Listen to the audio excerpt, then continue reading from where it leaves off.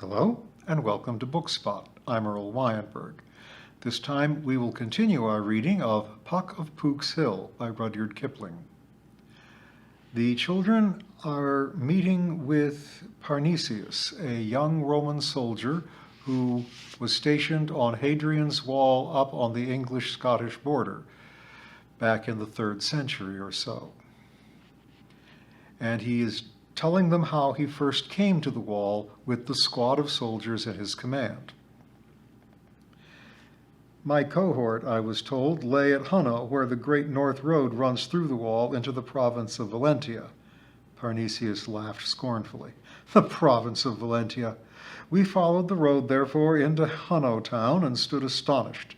The place was a fair of peoples from every corner of the empire. Some were racing horses, some sat in wine shops, some watched dogs baiting bears, and many gathered in a ditch to see cockfights. A boy not much older than myself, but I could see he was an officer, reined up before me and asked what I wanted. My station, I said, and showed him my shield. Parnesius held up his broad shield with its 3 X's like letters on a beer cask. Lucky omen, said he. Your cohort's the next tower to us, but they're all at the cockfight. This is a happy place. Come and wet the eagle. He meant to offer me a drink.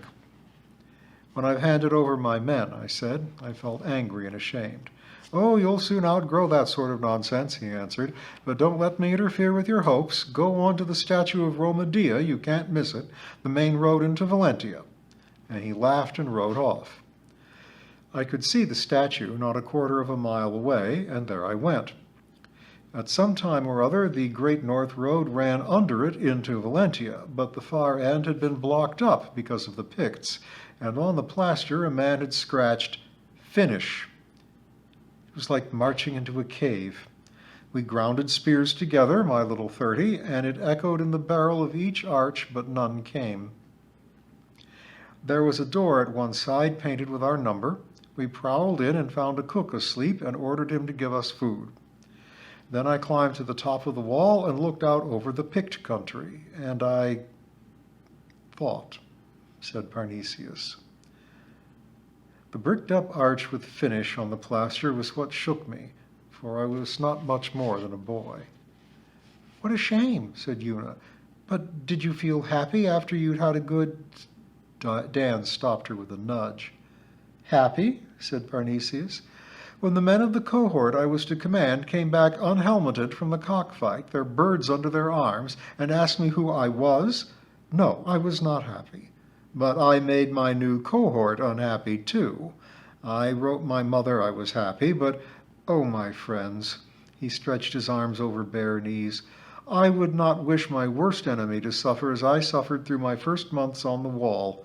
Remember this, among the officers was scarcely one except myself, and I thought I had lost the favor of Maximus, my general, scarcely one who had not done something of wrong or folly. Either he had killed a man, or taken money, or insulted the magistrates, or blasphemed the gods, and so had been sent to the wall as a hiding place from shame or fear. And the men were as the officers. Remember also that the wall was manned by every breed and race in the empire. No 2 towers spoke the same tongue or worshipped the same gods. In one thing only we were all equal. No matter what arms we had used before, when we came to the wall, on the wall, we were all archers. Like the Scythians. The Pict cannot run away from the arrow or crawl under it. He is a bowman himself, he knows. I suppose you were fighting Picts all the time, said Dan. Picts seldom fight. I never saw a fighting Pict for half a year. The tame Picts told us they had all gone north. What is a tame Pict? Said Dan.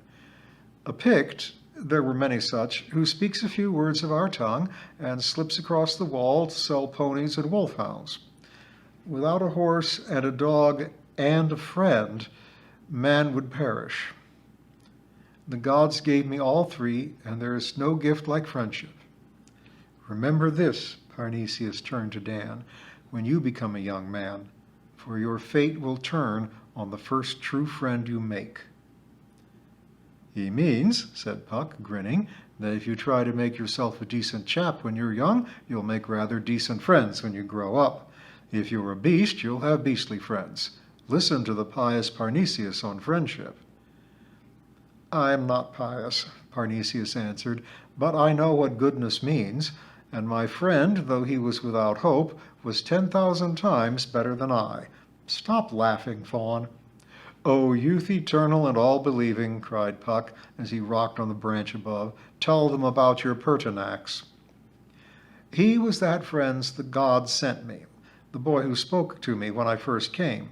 A little older than myself, commanding the Augusta Victoria cohort on the tower next to us and the Numidians. In virtue, he was far my superior. "Then why was he on the wall?" asked Una quickly. "They'd all done something bad. You said so yourself." He was the nephew, his father had died, of a great rich man in Gaul who was not always kind to his mother. When Pertinax grew up, he discovered this, and so his uncle shipped him off by trickery or force to the wall. We came to know each other at a ceremony in our temple, in the dark. It was the bull-killing, Parnesius explained to Puck. "I see," said Puck, and turned to the children. "That's something you wouldn't quite understand. Parnesius meant he met Pertinax in church." "Yes, in the cave we first met, and we were both raised to the degree of griffins together." Parnesius lifted his hand toward his neck for an instant. "He had been on the wall 2 years and knew the Picts well. He taught me first how to take heather." "What's that?" said Dan. "Going out hunting in the Pict country with a tame Pict. You are quite safe so long as you are his guest and wear a sprig of heather where it can be seen. If you went alone, you would surely be killed if you were not smothered first in the bogs. Only the Picts know their way around those black and hidden bogs. Old Aloe, the one-eyed, withered little Pict from whom we bought our ponies, was our special friend. At first we went only to escape the terrible town and to talk together about our homes. Then he showed us how to hunt wolves and those great red deer with horns like Jewish candlesticks. The Roman-born officers rather looked down on us for doing this, but we preferred the heather to their amusements. Believe me," Parnesius turned again to Dan, "a boy is safe from all things that really harm when he is astride a pony or after a deer. Do you remember, O Fawn," he turned to Puck, "the little altar I built to Sylvan Pan by the pine forest beyond the brook?" "Which? The stone one with the line from Xenophon?" said Puck in quite a new voice. "No, what do I know of Xenophon? That was Pertinax after he had shot his first mountain hare with an arrow, by chance. Mine I made of round pebbles in memory of my first bear. It took me 1 happy day to build." Parnesius faced the children quickly. "And that was how we lived on the wall for 2 years, a little scuffling with the Picts and a great deal of hunting with old Aloe in Pict country. He called us his children sometimes, and we were fond of him and his barbarians, though we never let them paint us Pict fashion. The marks endure till you die." "How's it done?" said Dan. "Anything like tattooing?" "They prick the skin till the blood runs and rub in colored juices. Aloe was painted blue, green, and red from his forehead to his ankles. He said it was part of his religion. He told us about his religion. Pertinax was always interested in such things, and as we came to know him well, he told us what was happening in Britain behind the wall. Many things took place behind us in those days. And by the light of the sun," Parnesius said earnestly, "there was not much that those little people did not know. He told me when Maximus crossed over to Gaul after he'd made himself Emperor of Britain, and what troops and emigrants he had taken with him. We did not get the news on the wall till 15 days later. He told me what troops Maximus was taking out of Britain every month to help him to conquer Gaul, and I always found the numbers as he said. Wonderful. And I tell another strange thing." He joined his hands across his knees and leaned his head on the curve of the shield behind him. "Late in the summer, when the first frosts begin and the Picts kill their bees, we 3 rode out after wolf with some new hounds. Rutilianus, our general, had given us 10 days' leave, and we had pushed beyond the second wall, beyond the province of Valentia, into the higher hills where there are not even any of Rome's old ruins. We killed a she-wolf before noon, and while Allo was skinning her, he looked up and said to me, "When you are captain of the wall, my child, you won't be able to do this anymore." I might as well have been made prefect of Lower Gaul, so I laughed and said, "Wait till I am captain." "No, don't wait," said Allo. "Take my advice and go home, both of you." "We have no homes," said Pertinax. "You know that as well as we do. We're finished men, thumbs down against both of us. Only men without hope would risk their necks on your ponies." The old man laughed one of those short Pictish laughs, like a fox barking on a frosty night. "I'm fond of you too," he said. "Besides, I've taught you what little you know about hunting. Take my advice and go home." "We can't," I said. "I'm out of favor with my general, for one thing, and for another, Pertinax has an uncle." "I don't know about his uncle," said Allo, "but the trouble with you, Parnesius, is that your general thinks well of you." "Roma Dea," said Pertinax, sitting up. "What can you guess what Maximus thinks, you old horse-coper?" Just then, you know how near the brutes creep when one is eating? A great dog-wolf jumped out behind us, and away our rested hounds tore after him, with us at their tails. He ran as far out of any country we'd ever heard of, straight as an arrow till sunset, towards the sunset. We came at last to long capes stretching into winding waters, and on a gray beach below us we saw ships drawn up. 47 we counted. Not Roman galleries, but the raven-winged ships from the north, where Rome does not rule. Men moved in the ships, and the sun flashed on their helmets, winged helmets of the red-haired men from the north, where Rome does not rule. We watched, and we counted, and we wondered, for though we had heard rumors concerning these winged hats, as the Picts called them, never before had we looked upon them. Come away," said Allo. "My heather won't protect you here. We shall all be killed." His legs trembled like his voice. Back we went, back across the heather under the moon, till it was nearly morning, and our poor beasts stumbled on some ruins. When we woke, very stiff and cold, Allo was mixing meal and water. One does not light fires in the Pict country except near a village. The little men are always signaling to each other with smokes, and a strange smoke brings them out buzzing like bees. They can sting, too. "What we saw last night was a trading station," said Allo. "Nothing but a trading station." "I do not like lies on an empty stomach," said Pertinax. "I suppose," he had eyes like an eagle's, "I suppose that is a trading station also?" He pointed to a smoke far off on a hilltop, ascending in what they call the Picts call, puff, double puff, double puff, puff. They make it by raising and dropping a wet hide on a fire. "No," said Allo, pushing the platter back into the bag. "That is for you and me. Your fate is fixed. Come." We came. When one takes the heather, one must obey one's Pict. But that wretched smoke was 20 miles distant, well over on the east coast, and the day was as hot as the bath. "Whatever happens," said Allo, while our ponies grunted along, "I want you to remember me." "I shall not forget," said Pertinax. "You've cheated me out of my breakfast." "What is a handful of crushed oats to a Roman?" he said. Then he laughed his laugh that was not a laugh. "What would you do if you were a handful of oats being crushed between upper and lower stones in a mill?" "I'm Pertinax, not a riddle-guesser," said Pertinax. "You're a fool," said Allo. "Your gods and my gods are threatened by strange gods, and all you can do is laugh." "Threatened men live long," I said. "I pray the gods that may be true," he said, "but I ask you again not to forget me." We climbed the last hot hill and looked out on the eastern sea 3 or 4 miles off. There was a small sailing galley of the North Gaul pattern at anchor, her landing plank down and her sail half up, and below us, alone in a hollow holding his pony, sat Maximus, Emperor of Britain. He was dressed like a hunter, and he leaned on his little stick, but I knew that back as far as I could see it, and I told Pertinax. "You're madder than Allo," he said. "It must be the sun." Maximus never stirred till we stood before him. Then he looked me up and down and said, "Hungry again? It seems to be my destiny to feed you whenever we meet. I have food here. Allo shall cook it." No, said Allo. A prince in his own land does not wait on wandering emperors. I feed my 2 children without asking your leave. He began to blow up the ashes. I was wrong, said Pertinax. We are all mad. Speak up, O madman called emperor.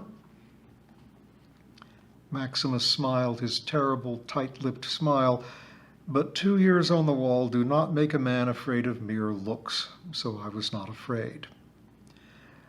I meant you, Parnesius, to live and die a centurion on the wall, said Maximus. But it seems from these, he fumbled in his breast, you can think as well as draw. He pulled out a roll of letters I had written to my people, full of drawings of Picts and bears and men I had met on the wall. Mother and my sister always liked my pictures. He handed me one that I had called Maximus's Soldiers. It showed a row of fat wineskins and our old doctor of Hanno Hospital snuffing at them. Each time that Maximus had taken troops out of Britain to help him conquer Gaul, he used to send the garrison more wine, to keep them quiet, I suppose. On the wall we always called a wineskin a Maximus. Oh yes, and I had drawn them in imperial helmets. Not long since, he went on, men's names were sent up to Caesar for smaller jokes than this. True, Caesar, said Pertinax, but you forget that before I, your friend's friend, became such a good spear thrower. He did not actually point his hunting spear at Maximus, but balanced it on his palm, so. I was speaking of the time past, said Maximus, never fluttering an eyelid. Nowadays one is only too pleased to find boys who can think for themselves, and their friends. He nodded at Pertinax. Your father lent me the letters, Parnesius, so you run no risk from me. None whatever, said Pertinax, and rubbed the spear point on his sleeve. I have been forced to reduce the garrisons in Britain because I need troops in Gaul. Now I come to take troops from the wall itself, said he. I wish you joy of us, said Pertinax. We are the last sweepings of the empire, the men without hope. Myself, I'd sooner trust condemned criminals. You think so? He said quite seriously. But it will only be till I win Gaul. One must always risk one's life, or one's soul, or one's peace, some little thing. Allo passed round the fire with the sizzling deer's meat. He served us 2 first. Ah, said Maximus, waiting his turn, I perceive you are in your own country. Well, you deserve it. They tell me you have quite a following among the Picts, Parnesius. I have hunted with them, I said. Maybe I have a few friends among the heather. He is the only armored man of you all who understands us, said Allo, and he began a long speech about our virtues and how we had saved one of his grandchildren from a wolf the year before. Had you? Said Una. Yes, but that's neither here nor there. The little green man orated like Cicero. He made us out to be magnificent fellows. Maximus never took his eyes off our faces. Enough, he said. I have heard Allo on you. I wish to hear you on the Picts. I told him as much as I knew, and Pertinax helped me out. There is never any harm in a Pict if you but take trouble to find out what he wants. Their real grievance against us came from our burning their heather. The whole garrison of the wall moved out twice a year and solemnly burned the heather for 10 miles north. Rutilianus, our general, called it clearing the country. The Picts, of course, scampered away, and all we did was to destroy their bee blossom in the summer and ruin their sheep food in the spring. Quite true, said Allo. How can we make our holy heather wine if you burn our bee pasture? We talked long, Maximus asking keen questions that showed he knew much and had thought more about the Picts. He said presently to me, If I gave you the old province of Valentia to govern, could you keep the Picts contented till I won Gaul? Stand away so you do not see Allo's face and speak your own thoughts. No, I said, you cannot remake that province. The Picts have been free too long. Leave them their village councils and let them furnish their own soldiers, he said. You, I am sure, would hold the reins very lightly. Even then, no, I said, at least not now. They have been too oppressed by us to trust anything with a Roman name for years and years." I heard old Allo behind me mutter, "Good child." "Then what do you recommend," said Maximus, "to keep the north quiet till I win Gaul?" "Leave the Picts alone," I said. "Stop the heather burning at once, and, they're improvident little animals, send them a shipload or two of corn now and then." "Their own men must distribute it, not some cheating Greek accountant," said Pertinax. "Yes, and allow them to come to our hospitals when they are sick," I said. "Surely they would rather die first," said Maximus. "Not if Parnesius brought them in," said Allo. "I could show you 20 wolf-bitten, bear-clawed Picts within 20 miles of here, but Parnesius must stay with them in hospital, else they would go mad with fear." "I see," said Maximus. "Like everything else in the world, it is one man's work. You, I think, are that one man." "Pertinax and I are one," I said. "As you please, so long as you work. Now, Allo, you know that I mean your people no harm. Let us talk together," said Maximus. "No need," said Allo. "I am the corn between the upper and lower millstones. I must know what the lower millstone means to do. These boys have spoken truth as far as they know it. I, a prince, will tell you the rest. I'm troubled about the men of the north." He squatted like a hare in the heather and looked over his shoulder. "I also," said Maximus, "or I should not be here." "Listen," said Allo. "Long and long ago the winged hats," he meant the Northmen, "came to our beaches and said, 'Rome falls, push her down.' We fought you. You sent men, we were beaten. After that we said to the winged hats, 'You are liars. You make our men alive that Rome killed, and we will believe you.' They went away ashamed. Now they come back bold, and they tell the old tale, which we begin to believe, that Rome falls." "Give me 3 years' peace on the wall," cried Maximus, "and I will show you and all the ravens how they lie." "Ah, I wish it too. I wish to save what is left of the corn from the millstones.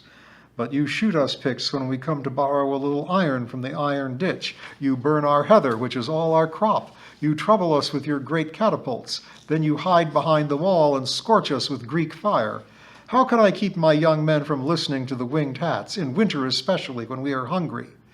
My young men will say, 'Rome can neither fight nor rule. She is taking her men out of Britain. The winged hats will help us to push down the wall. Let us show them the secret roads across the bogs.' Do I want that? No." He spat like an adder. "I would keep the secrets of my people, though I were burned alive. My 2 children here have spoken truth. Leave us Picts alone. Comfort us and cherish us and feed us from far off with the hand behind your back. Parnesius understands us. Let him have rule on the wall, and I will hold my young men quiet for," he ticked off on his fingers, "1 year easily, the next year not so easily, the 3rd year perhaps. I give you your 3 years. If then you do not show us that Rome is strong in men and terrible in arms, the winged hats, I tell you, will sweep down the wall from either sea till they meet in the middle, and you will go. I shall not grieve over that, but well I know tribe never helps tribe except for one price. We Picts will go too. The winged hats will grind us to this." He tossed a handful of dust in the air. "Oh, Roma Dea," said Maximus half aloud, "it is always one man's work, always and everywhere." "And one man's life," said Allo. "You are emperor, but not a god. You may die." "I have thought of that too," he said. "Very good. If this wind holds, I shall be at the east end of the wall by morning. Tomorrow, then, I shall see you 2 when I inspect, and I will make you captains of the wall for this work." "One instant, Caesar," said Pertinax. "All men have their price. I am not bought yet." "Do you also begin to bargain so early?" said Maximus. "Well?" "Give me justice against my uncle Icanus, the duumvir of Divio in Gaul," he said. "Only a life? I thought it would be money or an office. Certainly you shall have him. Write his name on these tablets, on the red side, the other is for the living." And Maximus held out his tablets. "He is of no use to me dead," said Pertinax. "My mother is a widow. I am far off. I am not sure he pays her all her dowry." "No matter. My arm is reasonably long. We will look through your uncle's accounts in due time. Now, farewell till tomorrow, O captains of the wall." We saw him grow small across the heather as he walked to the galley. There were Picts, scores of them, each side of him, hidden behind stones. He never looked to left or right. He sailed away southerly, full spread before the evening breeze, and when we had watched him out to sea, we were silent. We understood earth bred few men like this man. Presently, Allo brought the ponies and held them for us to mount, a thing he had never done before. "Wait a while," said Pertinax, and he made a little altar of cut turf and strewed heather bloom atop, and laid upon it a letter from a girl in Gaul. "What do you do, O my friend?" I said. "I sacrifice to my dead youth," he answered, and when the flames had consumed the letter, he ground them out with his heel. Then we rode back to the wall of which we were to be captains. Parnesius stopped. The children sat still, not even asking if that was all the tale. Puck beckoned and pointed the way out of the wood. "Sorry," he whispered, "but you must go now." "We haven't made him angry, have we?" said Una. "He looks so far off and thinky." "Bless your heart, no. Wait till tomorrow. It won't be long. Remember, you've been playing Lays of Ancient Rome."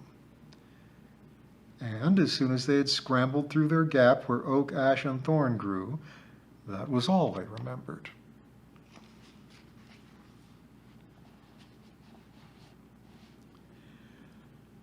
A Song to Mithras.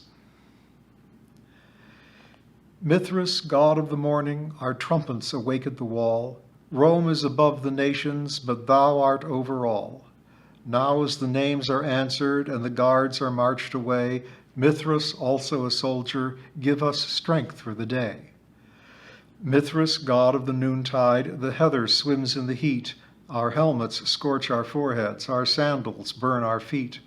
Now in the ungirt hour, now ere we blink and drowse, Mithras, also a soldier, keep us true to our vows. Mithras, god of the sunset, low on the western main, thou descending immortal, immortal to rise again. Now when the watch is ended, now when the wine is drawn, Mithras, also a soldier, keep us pure till dawn. Mithras, god of the midnight, here where the great bull dies, look on thy children in darkness, O take our sacrifice. Many roads thou hast fashioned, all of them lead to the light. Mithras, also a soldier, teach us to die aright.